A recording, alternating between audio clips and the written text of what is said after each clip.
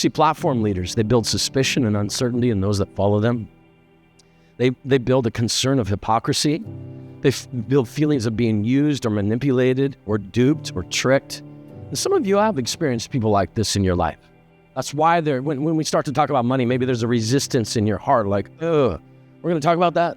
We're going to really have to wrestle with that? I'm really going to have to, yes, I really think that this wrong picture of leadership has wounded some of our hearts and our ideas about what it means to be a part of what Jesus is doing. But this picture of pillar, that's the picture that I think God wants us to understand. When God thinks about leaders, he thinks more in that term of those that are working together to hold up something amazing and beautiful and to create space for people to flourish and become who God made them to be. Jesus, in fact, when he's discipling his 12 disciples who later become these apostles, Paul, who wrote 2 Corinthians 8, was actually one of these apostles used by God. This is what he says to his leaders in Mark 10. He calls them together, Jesus does, and he says, you know that those who are regarded as rulers of the Gentiles, they lord it over them. Their high officials exercise authority over them. He says, not so with you. That's not how we roll in my kingdom.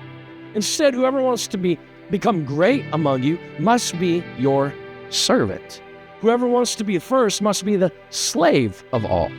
For even the Son of Man, speaking of himself, even the Son of Man did not come to be served, but to serve and give his life as a ransom for many.